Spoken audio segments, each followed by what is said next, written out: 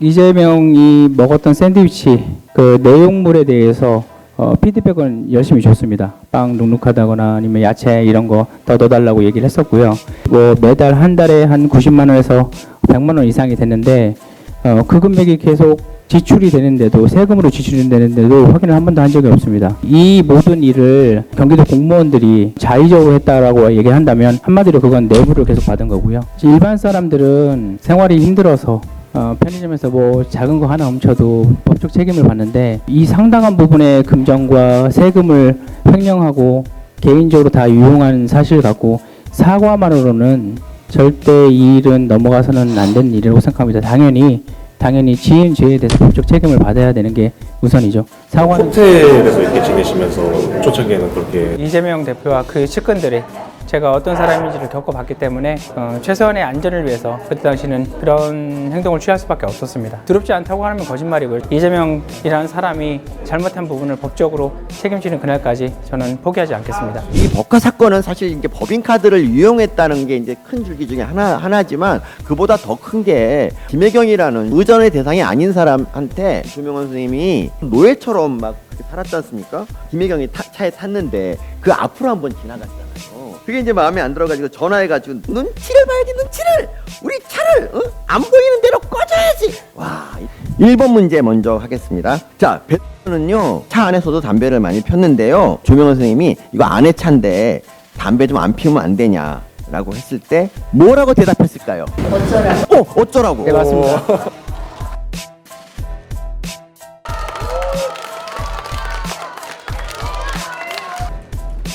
이 추운 날 내일 함께 동참해 주시고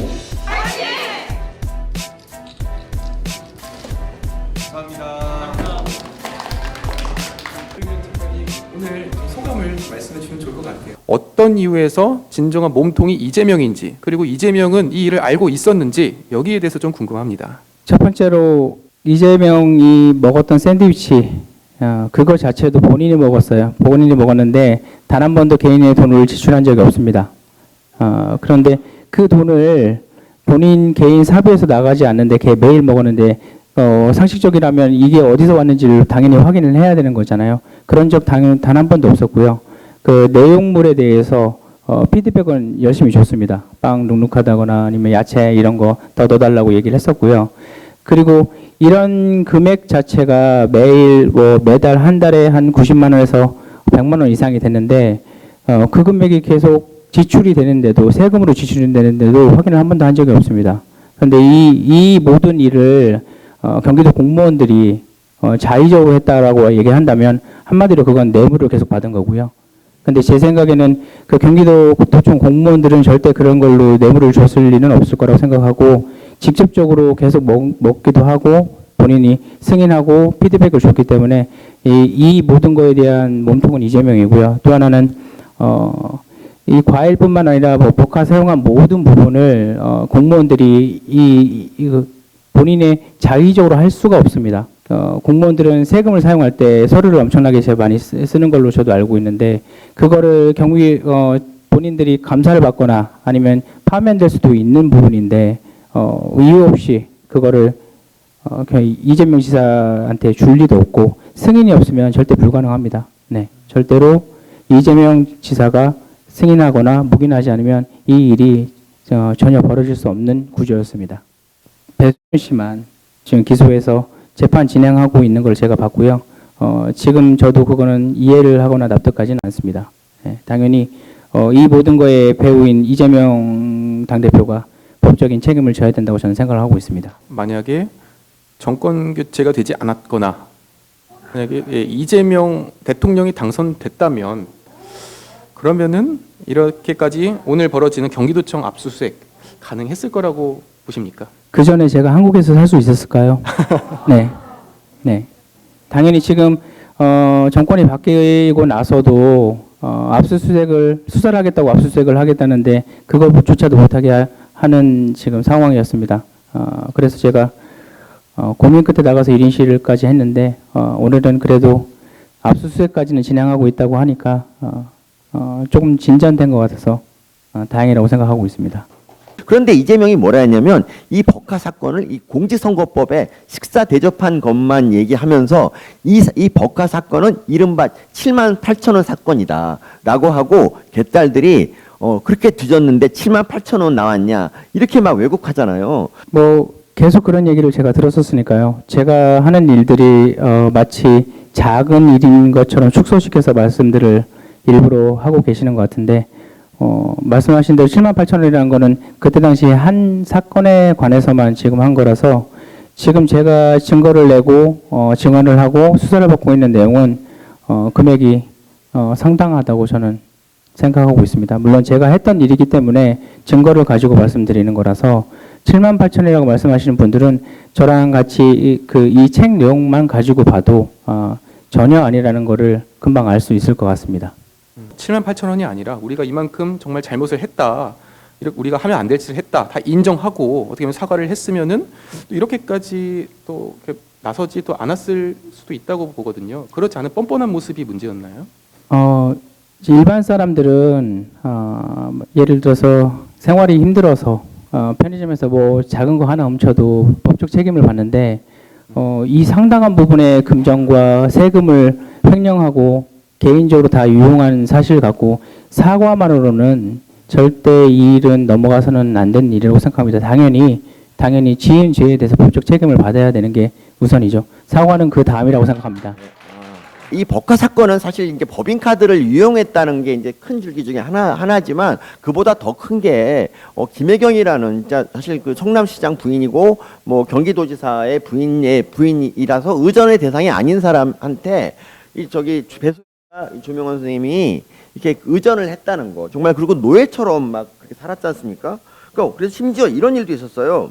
예를 들면 이제 뭐 병원에 갔는데 비가 오는 날 건물에 가깝게 이제 좀 차를 대야 되는데 그걸 못했어요 그날 네. 기억나시죠? 네. 그래서 배수 뭐라 그러냐면 오늘 내가 뭐라 그랬어?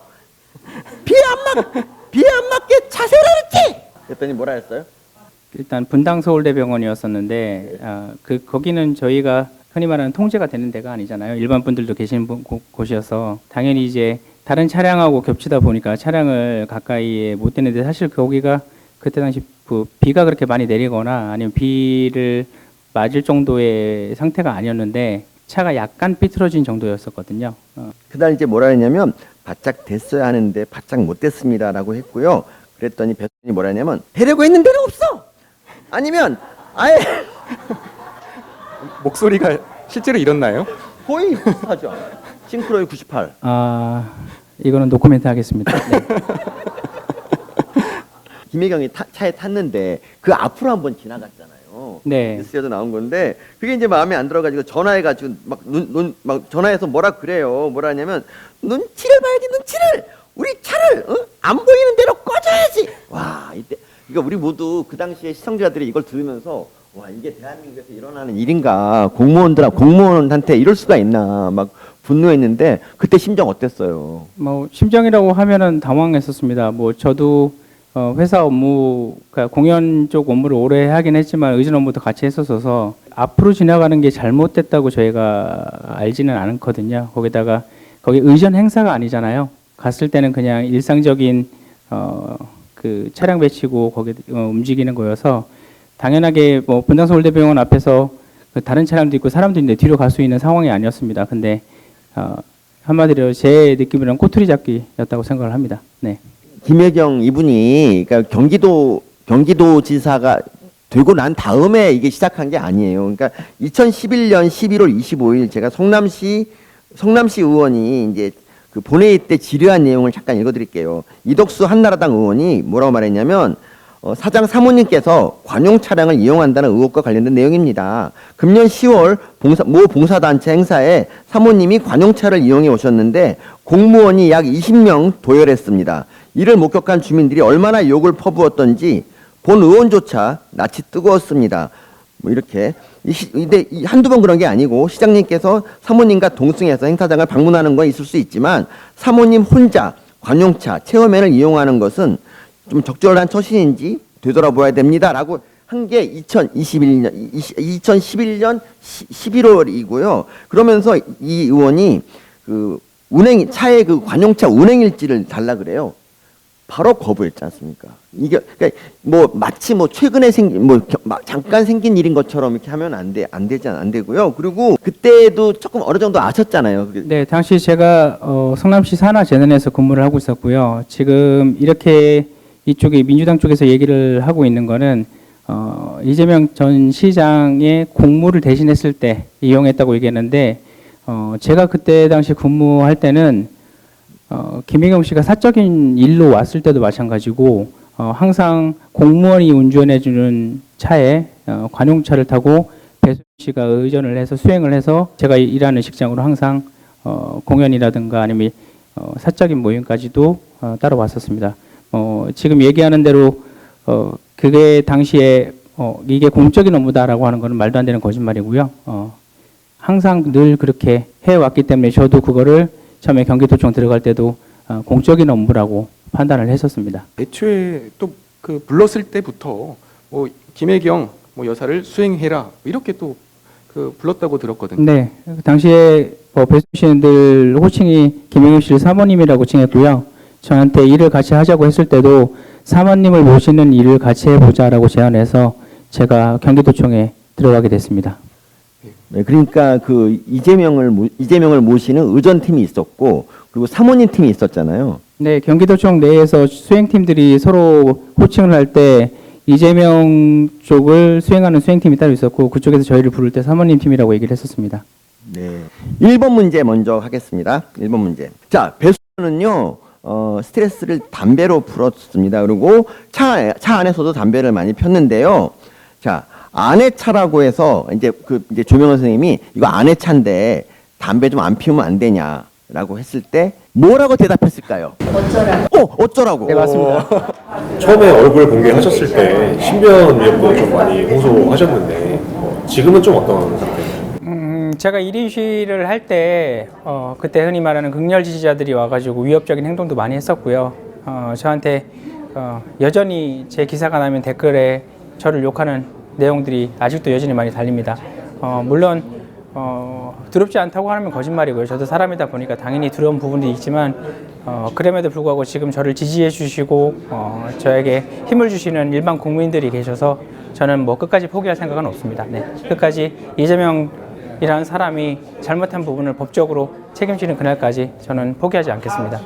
뭐 이제 극렬 지지자들의 위협이라고 하면은 좀 어떤 양태로 좀 왔을 때 이제 전화를 하는 방식으로 저희 앞에서 욕을 한다거나 그 다음에 전화하는 척하면서 네, 전화를 하면서 이제 저 들으라고 욕을 하거나요. 제가 1인 시위하는 지점에서 제가 보이는 앞에서 계속 노려본다거나 그 다음에 위협적인 행동을 계속 저한테 보였습니다. 호텔에서 이렇게 지내시면서 초창기에는 그렇게 또 하셨다고 그게 이제 공익 제보자로서 좀 뭐 응당 겪을 만한 그런 일반적인 공포감에서 좀 그렇게 하셨던 건지 아니면은 이재명 대표에 대한 이제 공익 제보를 했기 때문에 이재명 대표가 그 측근에 대한 공포감이었던 건지. 일반적인 다른 공익 제보자들이 이런 식으로 대피한다는 얘기는 저는 들어본 적은 없고요. 지금 말씀하신 대로 이재명 대표와 그 측근들이 제가 어떤 사람인지를 겪어봤기 때문에 최소한의 안전을 위해서 그때 당시는 그런 행동을 취할 수밖에 없었습니다. 네.